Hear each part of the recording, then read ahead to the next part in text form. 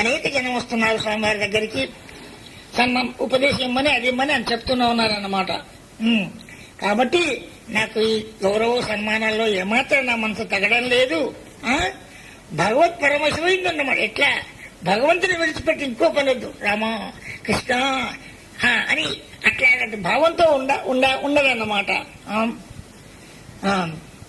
జగత్ ప్రభు భక్తుల్ని కనవాణి చేసుకున్న తర్వాత ఎట్లా చెయ్యాలి వీళ్ళకి ముందు ముందు ఈయన స్థితి ఎట్లా చేయాలనుకున్నాడనమాట. దానికి తగినటువంటి బుద్ధిని వస్తువులను భగవంతుడు మొదలిస్తాడన్నమాట. మీరు కూడా ఒకవేళ భక్తిగా ఉండాలంటే అంతా మీకు భక్తి సామాగ్రి భగవంతుడు కొంచెం కాగానే నేను బుద్ధిమంతులు నట్టుంది అనుకొని ఇస్తారు. కాబట్టి ఎవరికైనా సరే భగవంతుడి కొంచెం తిరిగిన తర్వాత వాళ్ళకి ఆ బుద్ధి గాని వస్తువులు గాని దేవుడే సమకూర్చుకుంటాడన్నమాట. సమకూర్చి పెడతాడు. నీకేం కావాలో నేను చేస్తాను. ఇప్పుడు చెప్పలేదు, జోలులు బియ్యము రూపాయలు, ఆ తర్వాత బట్ట ఎట్లిచ్చాడు. అలాగే భగవద్భక్తిలో కూడా ఏ సాధన చేస్తే బాగుపడతావనే భావంతో భగవంతుడు ఇస్తాడన్నమాట. కొందరికి ధ్యానం, కొందరికి స్మరణ, కొందరికి చింతన, కొందరి పూజన, కొంత ఆ తర్వాత యోగం, ఇటువంటి ఎన్నో ఉంటాయన్నమాట. అది ఏది అనుగుణ్యంగా ఉంటుంది, ఏది చేస్తే బాగుపడతాడు అనే భావం మీద కూడా అట్లాగే వీళ్ళందరూ అట్లా చేస్తారన్నమాట.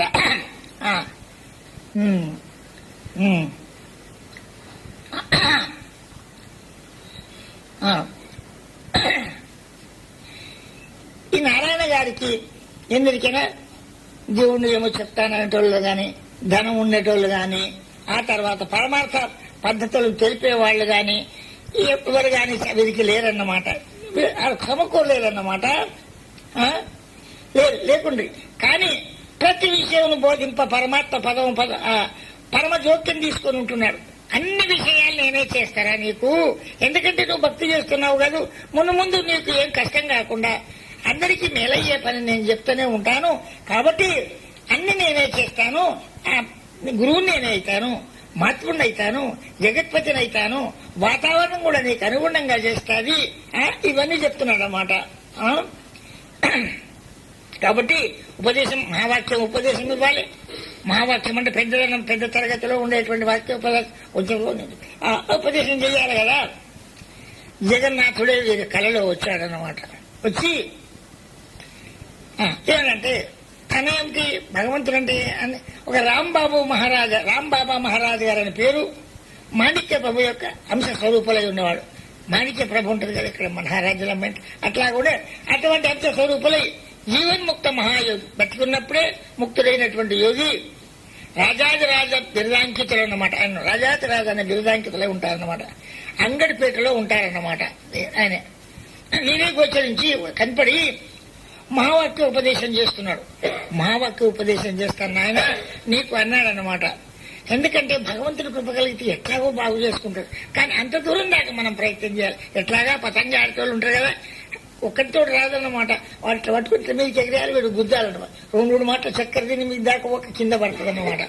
మళ్ళీ కొంచెం కాగానే కొద్దిగా మీదికి పోతుంది. ఇది ఎవరు అక్కర్లేదు, అదే చూసుకుంటుంది. అలాగే కొంచెం షడ్భీరు మనుష్య యత్నానం, 6 యత్నాలు మనిషి చేయాలి భక్తి కోసం. ఏదో సప్తమం దైవ చింతనం, 6 యత్నాలు నువ్వు చేస్తే 7వ యత్నం తప్పక నీకు సహాయం చేస్తాంటారు.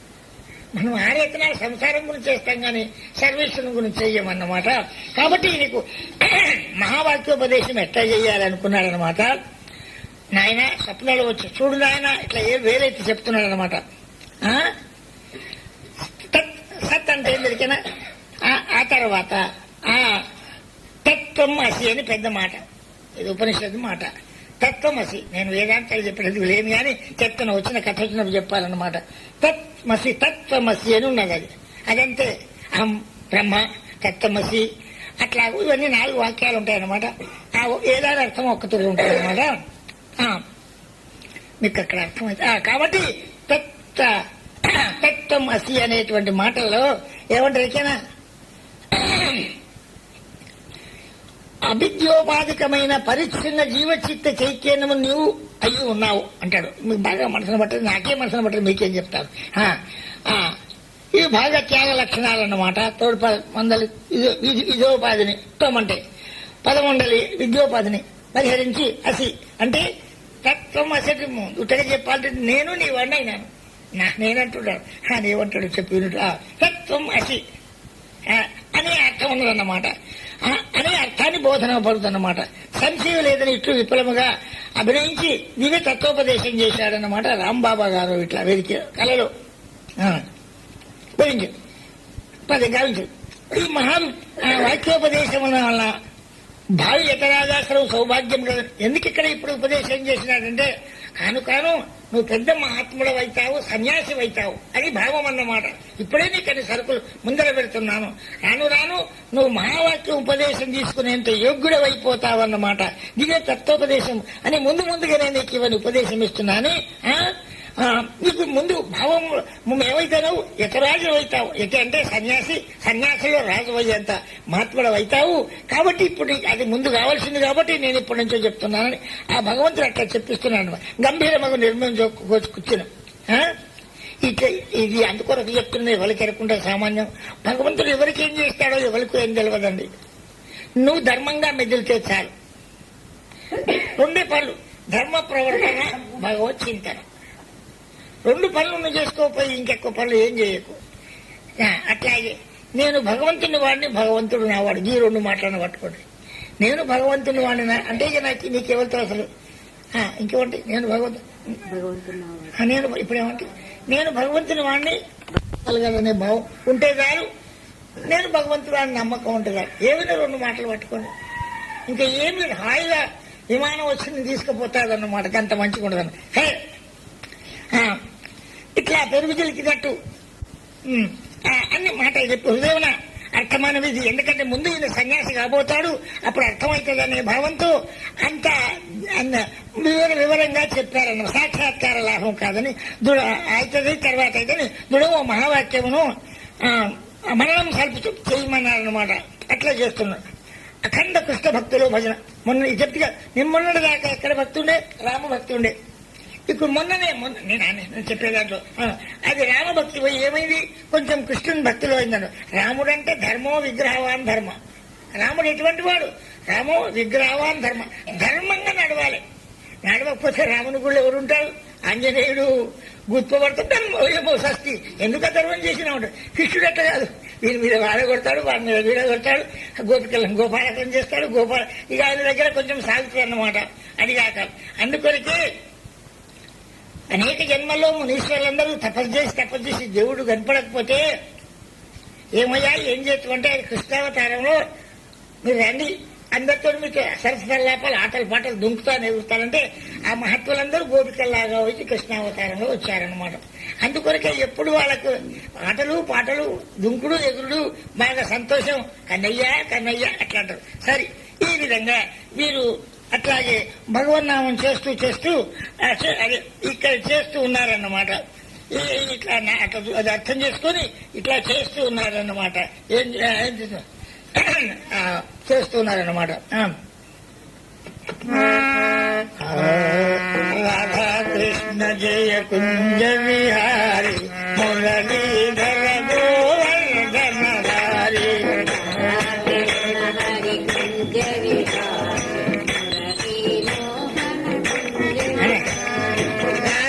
కృష్ణ జయ కుంజ విహారి మురళీధర గోవర్ధనధారి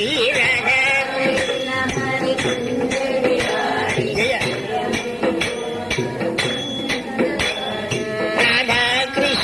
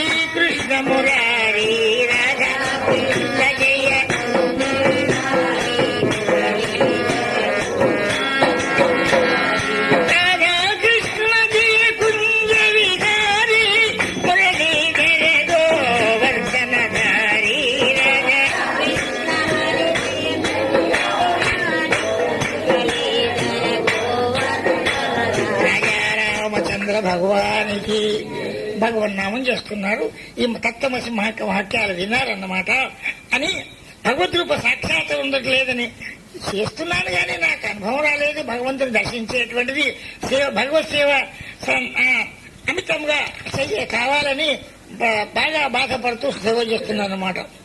దివ్య సరు ఇప్పుడు అట్లా వీరు బాగా బాధపడుతున్నారన్నమాట.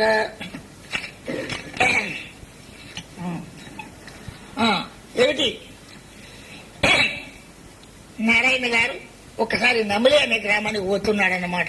దగ్గరే ఉందన్నమాట, ఉంటది. నమిలే అనే గ్రామానికి వెళుతున్నారు. ఎందుకు? ఒక ప్రయోజనం ఉంది, బ్రాహ్మణ ప్రయోజనం పోతున్నాడు. ఈయనకి ఏదైనా భగవంతుని చింతనలో ఎట్లా భగవంతుని దర్శించుకోవాలనే భావం తప్ప ఏదో పోతున్నాడు గాని ఇదంతా ఏమి లేదన్నమాట. ఏ కార్యంలో ఉన్న విశ్రాంతి దొరికినప్పుడే భగవత్ చింతన, కృష్ణ ఏదో ఎప్పుడు కొంచెం పురుష దొరికితే ఎప్పుడు అదే భగవత్ చింతన. మనం కథంగా ఏం నేర్చుకోవాలి, వాళ్ళకి కొంతైనా నేర్చుకోవాలండి. ఉత్తగా చెప్తే అప్పచెప్తే ఏం లాభం అవుతుంది అన్నమాట. అట్లా కాదన్నమాట. మంచి అవకాశం, వైరాగ్యం లేకుండా ఉండే కథ ఇట్లా ఉంటుందన్నమాట. ఉన్నదనుకోండి వైరాగ్యం. అట్లాగే మీరు ఒక్క నిమిషం కూడా ఓడగొట్టకుండా ఏ పని లేకపోతే సరిపాయి ఆ ప్రయోజనంలో ఏదైనా లేకున్నా ఒక్కటే భగవత్ స్మరణ చేస్తూ ఆ ధ్యానం చేస్తూ ఉండేవాళ్ళు అన్నమాట. దొరికినప్పుడ విశ్రాంతి దొరికినప్పుడ ఎవరు లేని చోట పోయి కూర్చుండేదన్నమాట. అందరుంటే లెక్క ముచ్చట్లు. ఇదే కదా, ఎవ్వరు అట్లా చెయ్యరన్నమాట. ఒక్కరినను మా బాధే కదా ఒక్కరు అని లోన అనుకుంది. కావాలి ఎవరినన్నా వద్దంటే వాళ్ళకి బాధ అయిద్దని పడేటప్పుడు వీరి గదిలో ఒక్కరే పడుకునేవాళ్ళు అన్నమాట. ప్రత్యేక భగవత్ ప్రార్థన సలుపుతూ పరుండేవాళ్ళన్నమాట. తలుపులు పెట్టుకునేవాళ్ళు, లోపల పోయి తలుపులు పెట్టుకుని పడుకునేవాళ్ళు అన్నమాట. ఒకనాడు కలలో, ఇప్పుడు వీరికి ఇదంతా కథ ఎందుకు చెప్తున్నంటే మహాత్ముడు వీరికి అన్ని బోధలు బోధించాలి. ఇవాళ అదే వస్తుందన్నమాట. నిన్నమడితే గమ్మత ఏదో వచ్చేది కదా.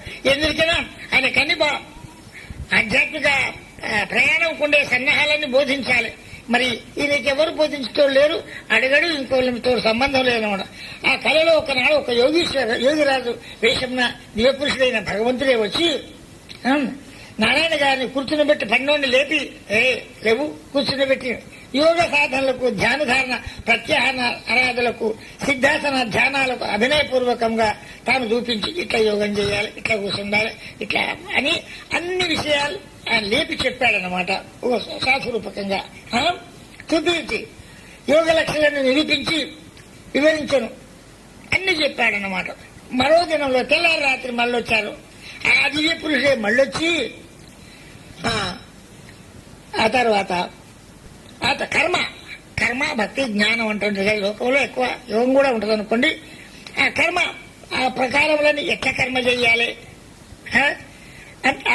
కర్మశాస్త్రం తస్మాశాస్త్రం ప్రమాణంతి కార్యాకార్య వ్యవస్థిత అంటాడనమాట.